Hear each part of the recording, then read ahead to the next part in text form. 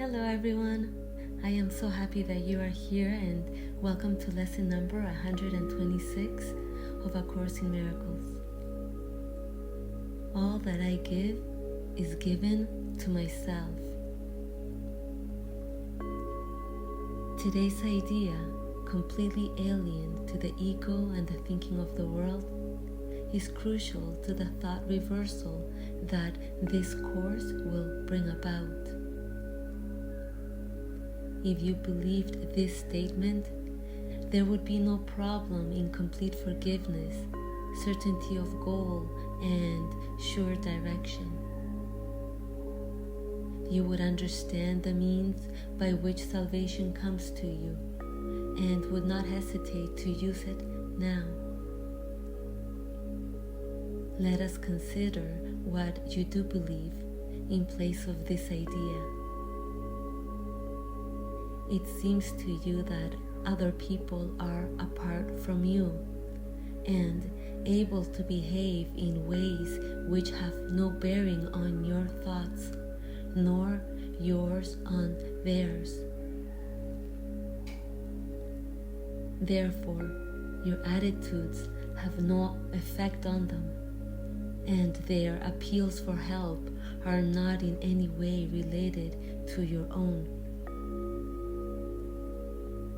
You further think that they can sin without affecting your perception of yourself, while you can judge their sin and yet remain apart from condemnation and at peace.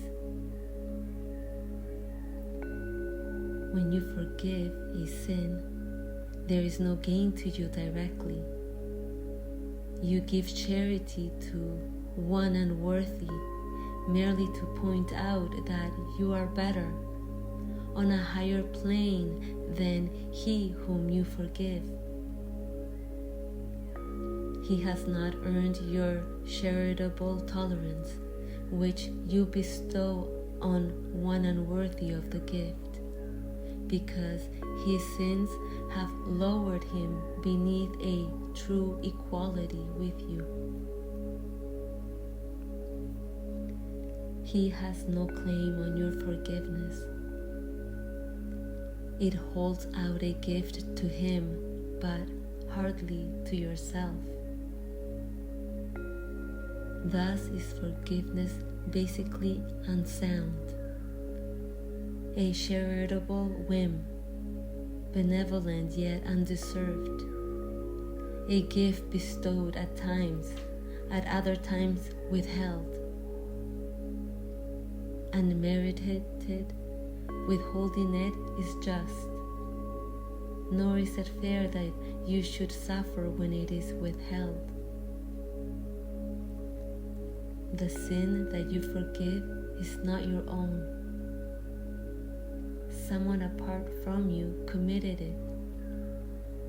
And if you then are gracious unto him by giving him what he does not deserve, the gift is no more yours than was his sin. If this be true, forgiveness has no grounds on which to rest dependably and sure. It is an eccentricity in which you sometimes choose to give indulgently an undeserved reprieve.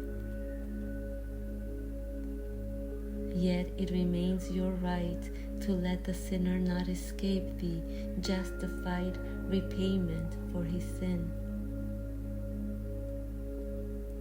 Think you the Lord of heaven would allow the world's salvation to depend on this? Would not his care for you be small indeed if your salvation rested on a whim? You do not understand forgiveness. As you see it, it is but a check upon overt attack, without requiring correction in your mind. It cannot give you peace as you perceive it. it is not a means for your release from what you see in someone other than yourself. It has no power to restore your unity with Him to your awareness. It is not what God intended it to be for you. Not having given Him the gift He asks of you, you cannot recognize His gifts and think He has not given them to you. Yet, would He ask you for a gift unless it was for you? Could He be satisfied with empty gestures and evaluate such petty gifts as worthy of His Son? Salvation is a better gift than this, and true forgiveness, as the means by which it is attained, must heal the mind that gives, for giving is receiving. What remains as unreceived has not been given, but what has been given must have been received. Today we try to understand the truth that giver and receiver are the same. You will need help to make this meaningful, because it is so alien to the thoughts to which you are accustomed. But the help you need is there. Give Him your faith today and ask Him that He share your practicing in truth today. And if you only catch a tiny glimpse of the release that lies in the idea we practice for today, this is a day of glory for the world. Give 15 minutes twice today to the attempt to understand today's idea. It is the thought by which forgiveness takes its proper place in your priorities. It is the thought that will release your mind from every bar to what forgiveness means and let you realize its worth to you. In silence, close your eyes upon the world that does not understand forgiveness and seek sanctuary in the quiet place where thoughts are changed and false beliefs laid by. Repeat today's idea and ask for help in understanding what it really means. Be willing to be taught. Be glad to hear the voice of truth and healing speak to you, and you will understand the words He speaks and recognize He speaks your words to you.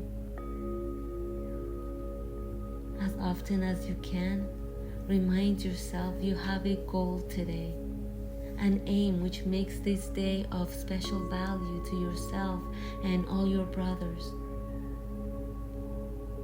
Do not let your mind forget this goal for long, but tell yourself, all that I give is given to myself.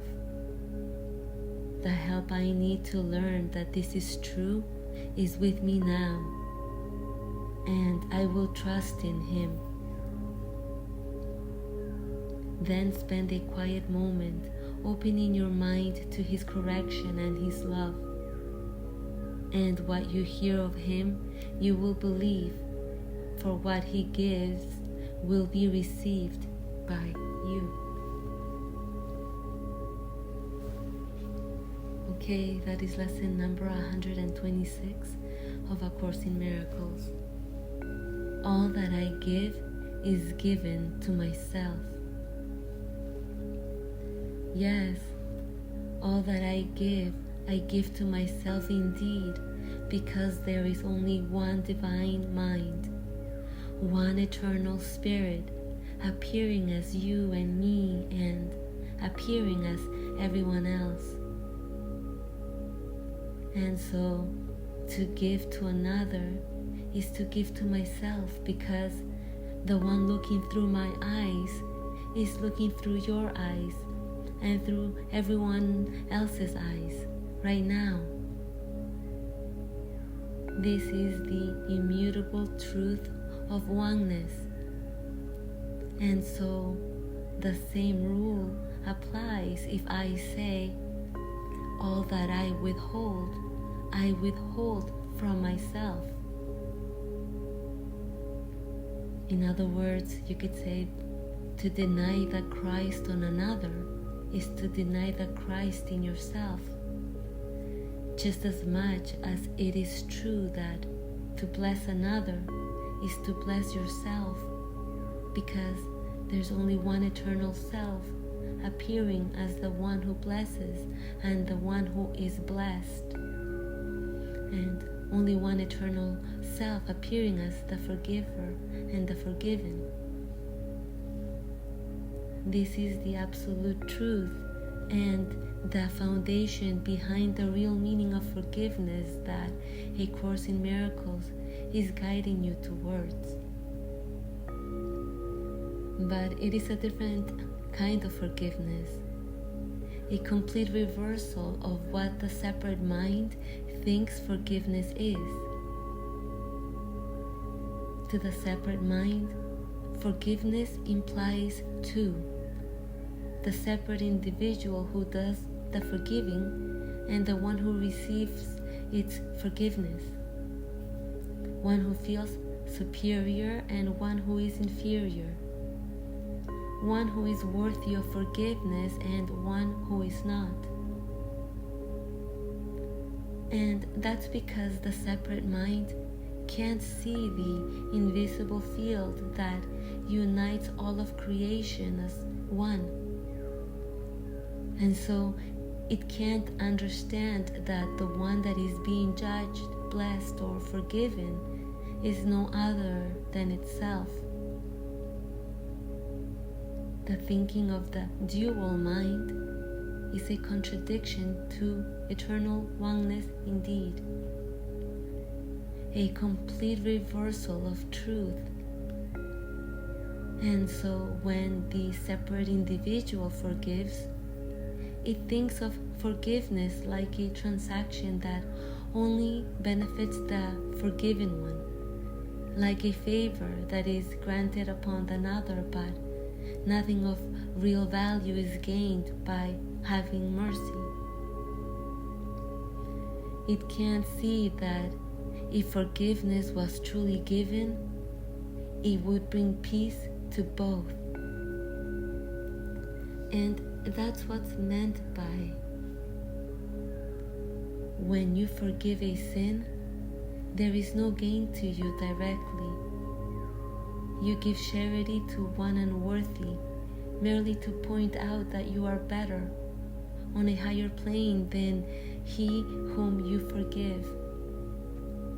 He has not earned your charitable tolerance which you bestow on one unworthy of the gift, because his sins have lowered him beneath a true equality with you.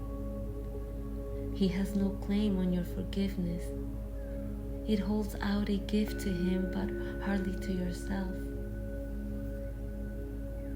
Yes, this is the thought system behind the forgiveness of the world.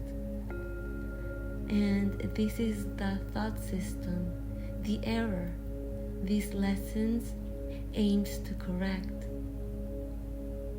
Because the ego's definition of forgiveness lies upon the false idea of separation and time, and therefore can never lead to eternal peace. In the contrary, the ego's perception of forgiveness perpetuates the illusion of separation and time, seemingly keeping itself trapped within the dream of hierarchies, levels, worthy and unworthy, perpetuating inequality and disunity. And so the ego's version of forgiveness can't and has no power to bring eternal peace, nor to restore unity, because number one, it doesn't exist, but also because the ego's version of forgiveness lacks reality and wisdom. And so how can illusions be escaped with such ignorance? How can salvation be attained with such empty gifts? How can peace be realized when ignorance rules its mind, apparently? True forgiveness liberates both the forgiven and the forgiven, releasing both right now from the need of time. True forgiveness is to recognize the Christ within all unconditionally. True forgiveness restores peace now, in the absence of thoughts and time, within the calm of the eternal now. Now being the open gate to the heaven mind. Now being the inescapable truth that unites us all as one eternal mind. And so, true forgiveness now becomes the means by which salvation is attained. And that's what's meant by. In silence, close your eyes upon the world that does not understand forgiveness, and seek sanctuary in the quiet place where thoughts are changed and false beliefs laid by. Repeat today's idea and ask for help in understanding what it really means. Be willing to be taught. Be glad to hear the voice of truth and healing speak to you, and you will understand the words he speaks and recognize he speaks your words to you. Yeah, be willing to be taught to listen to the silent voice of truth and withdraw your faith from the voice which speaks of time and separation. Remind yourself, all that I give is given to myself. The help I need to learn that this is true is with me now, and I will trust in him. Absolutely.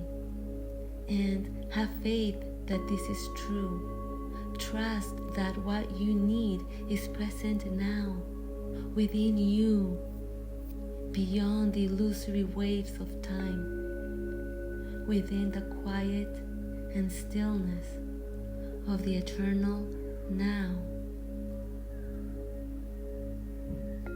I hope you enjoy practicing lesson number 126. Please let me know if you have any questions, and see you tomorrow for lesson number